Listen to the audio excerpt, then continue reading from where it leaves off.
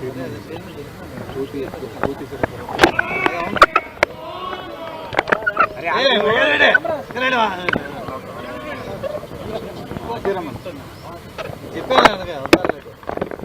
రమ్మని అందరు ఇక్కడ కనపడమని వచ్చి అందరూ వద్దు మిగతా అందరూ నాకు ప్రకాశించి ముగ్గురే రమ్మని ఎవరొద్దు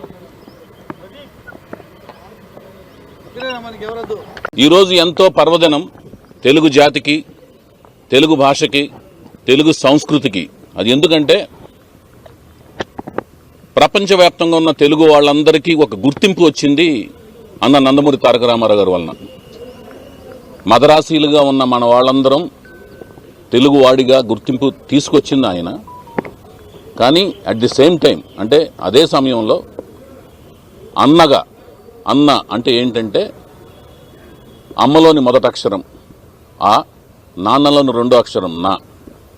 అన్న అంటే అమ్మలోని ఆత్మీయత, అనురాగం, నాన్నలోని అనుబంధం రెండు కలిపితే వచ్చేదే అన్న అనమాట. అన్నగా అవతరించారన్నమాట తెలుగు జాతికి అనమాట. ఎప్పటికీ చిరస్మరణీయమైన పేరు అన్న.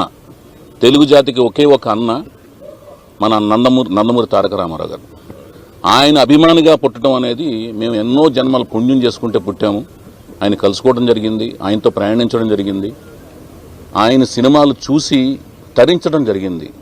చారిత్రాత్మకం, జానపదం, సాంఘికం, పౌరాణికం అన్ని పాత్రల్లో నాలాంటి ఎంతో మందిని, అంటే అన్ని రంగాల్లో ఆయన అభిమానులు అనకాపల్లిలో రిక్షా పుల్లర్ నుంచి అమెరికాలోని సాఫ్ట్వేర్ ఇంజనీర్ వరకు, సైంటిస్టుల వరకు ఎంతో స్ఫూర్తిని పొందారు ఆయన సినిమాల ద్వారా, ఆయన ప్రసంగాల ద్వారా, ఆయన సినిమాలో పోషించిన పాత్రల నుంచి వచ్చిన చైతన్యం ద్వారా చాలామంది చైతన్యవంతులయ్యారు, ప్రపంచవ్యాప్తంగా ఉన్నారు. అలాగే ఆయన ఒక వ్యక్తి తన జీవితంలో పుట్టిన తర్వాత తల్లిదండ్రులకు పేరు తీసుకురావటం, సోదరులకు పేరు తీసుకురావటం, కట్టుకున్న భార్యకి, తర్వాత కన్న బిడ్డలకు, తర్వాత తను ఎంటర్ అయిన వృత్తిలోకి, తన ఏ వృత్తిలోకి అయితే అడుగుపెట్టాడో ఆ వృత్తికి వన్నె తీసుకురావటం, తర్వాత తన ఏ భాషలో అయితే పెట్టాడో ఆ భాషకి మధురమైన కదలికలు, దాని యొక్క శ్రావ్యంగా వినిపించే ఒక తత్వం తీసుకురావటం, ఆ తర్వాత ఆ జాతికి వన్నె తీసుకురావటం, ఆ జాతికి గుర్తింపు తీసుకురావటం, ఇలా సామాజిక స్పృహతో కూడిన సంఘసేవ చేయటం, ఇలా ఒక వ్యక్తి ఇన్ని రకాల